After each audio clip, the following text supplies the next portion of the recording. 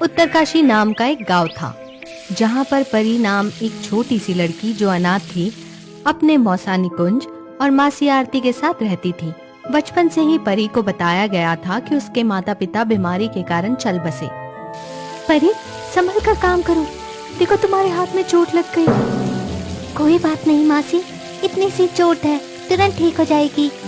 ये तो अपने आप को जानबूझकर चोट लगाती रहती है, ये सब इसके नाटक है।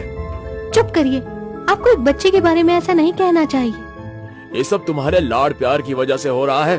देखना, गांव में एक दिन ये लड़की के कारण हमारा नाम खराब हो जाएगा। पता नहीं ऐसा हमने क्या किया कि दूसरे का बोझ हम पर आ गिरा। बेटा, तुम अपने मौसा जी की बातों पर ध्यान मत देना। ये गांव वालों की छोटी सोच की वजह से ये भी वही सोच रखने लगे हैं। उसके बाद आरती रसोई में से बाहर निकुंज से अकेले में बात करती है। आपको ऐसा नहीं कहना चाहिए, वो एक छोटी बच्ची है। तुम फिर से उसकी तरफदारी करने आ गई। आखिर मैंने ऐसा क्या बोल दिया? उस परी की वजह से सारे गांव वालों के ताने सुनने पड़ते हैं और ना ही कोई ढंग का काम मिलता है। जो कुछ हुआ उसमें परी की क्या गलती थी? वो तो बस एक छोटी बच्ची है।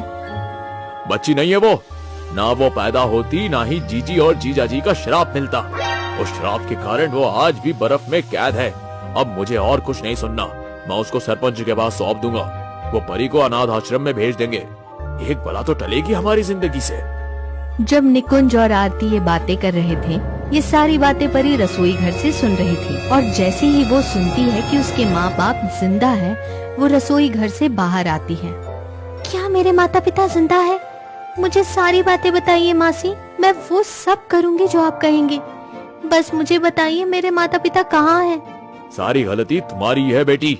आरती, मैं जा रहा हूँ सरपंच जी के पास, परी को अनाथ आश्रम में छोड़ने की सिफारिश लेके। निकुंज ये कहकर सरपंच के पास चले जाता है और यहाँ परी अपनी मासी से अपने माता पिता के बारे में पूछती है। मासी, मेरे माता पिता के साथ क्या हुआ है और वो कहाँ पर है, मुझे बताइए ना। हाँ बेटा, मैं पूरी बातें बताती हूँ। ये तब की बात है जब तुम पैदा हुई थी। तुम्हारी माँ जानकी और पिता मनोज एक ढाबा चलाया करते थे। जानकी, जब से हमारी परी पैदा हुई है तब से हमारा ढाबा काफी जोरों शोरों से चल रहा है। हाँ, आप सही कह रहे हैं। परी के आने के बाद हमारी जिंदगी में बड़ी खुशहाली आई है।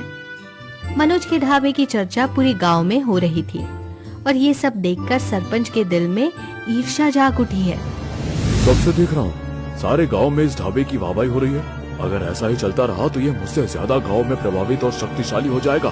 मुझे कुछ करना होगा। फिर गांव में एक दिन एक संत आते हैं और पेड़ के नीचे बैठकर आराम करने लगते हैं। ये बात सुनकर मनोज उस संत से मिलने जाता है। संत जी, आपका ये गांव में बहुत बहुत स्वागत है। शुक्रिया बेटा, बस थोड़ा इस पेड़ के नीचे आराम कर रहा हूँ। बस कुछ खाने का इंतजाम करना है। आप बिल्कुल चिंता मत कीजिए, मैं एक बहुत अच्छा ढाबा चलाता हूँ। अभी जाके अपने कामगार को आपके पास खाना लेकर भेजता हूँ। मनोज अपने ढाबे की तरफ निकल जाता है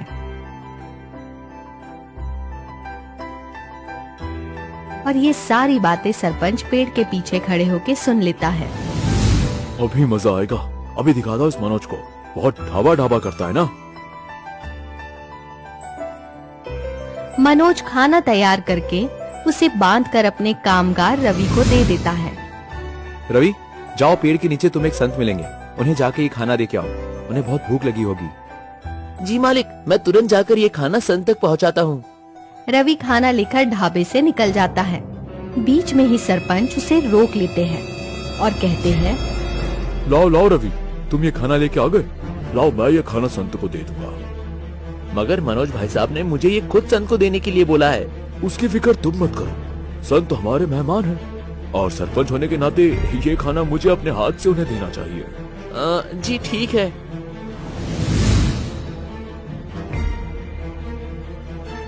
सरपंच खाने में कई ज्यादा तीखी मिर्ची का पाउडर डाल देता है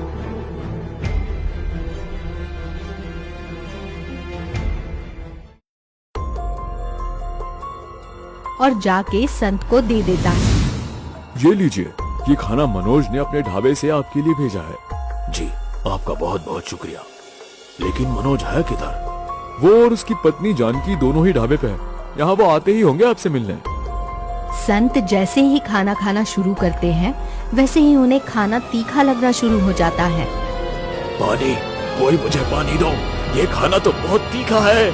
आखिर खाना नहीं देना था तो नहीं देते, मगर ये करके मनोज ने बहुत बड़ी गलती कर दी। सरपंच संत को पानी देते हैं। उतने में ही मनोज और उसकी पत्नी जानकी संत से मिलने आते हैं।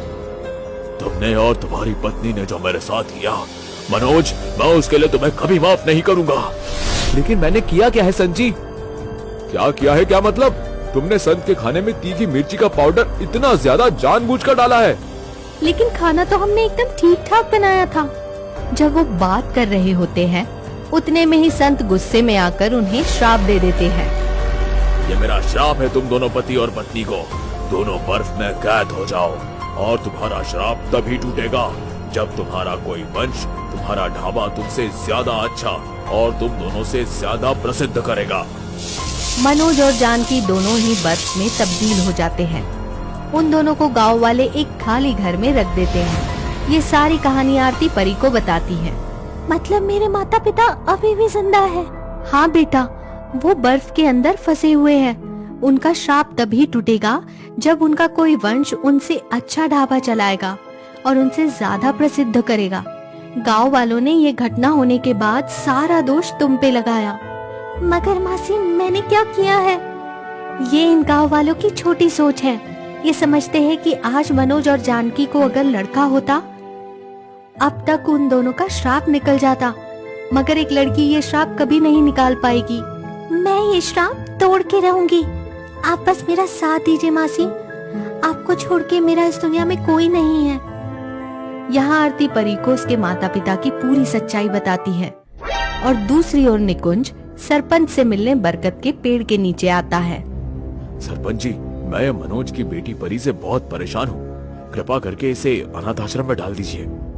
हाँ हाँ, क्यों नहीं। वैसे भी तुम किसी और को बोझ क्यों संभाल रहे हो? लड़का होता तो मैं समझ भी जाता। एक काम करो निकुंज, परी को ले आओ, उसे अभी अनाथ आश्रम में डाल देते हैं। जी सरपंच जी। निकुंज घर जाकर परी को सरपंच के पास ले जाने आता है। ऐसा मत कीजिए, परी मेरी बेटी जैसी है। बेटी जैसी? आरती बेटी नहीं है वो। निकुंज परी को लाकर सरपंच के पास आता है। पीछे पीछे आरती भी आती है। ओ बेटी, तुम्हारे नए घर में चलते हैं। मुझे नहीं जाना। मुझे पता है आप मुझे अनाथ आश्रम भेज रहे हैं। अब जब पता चल ही गया है तो बेटी बोरिया बिस्तर बांध लो। मुझे बस एक मौका दीजिए। मैं अपने माता पिता के लिए उनका छोड़ा हुआ ढाबा चलाना चाहती हूँ कि उनका श्राप टूट जाए। हाँ, परी बहुत अच्छा खाना बनाती है। उसे एक मौका दीजिए, वो जरूर अपने पिता का ढाबा उनसे अच्छा चला लेगी। ये छोटी लड़की ढाबा चलाएगी? मैंने कभी किसी छोटी बच्ची को ढाबा चलाते हुए नहीं देखा। तो फिर गांव में मैं पहली लड़की बनूंगी जो ढाबा चलाएगी। ठीक है, कोशिश करके देख लो। 3 दिन में तुम हार मान जाओगी, फिर चुपचाप अनाथ आश्रम चले जाना। क्या कर रहे हैं सरपंच जी?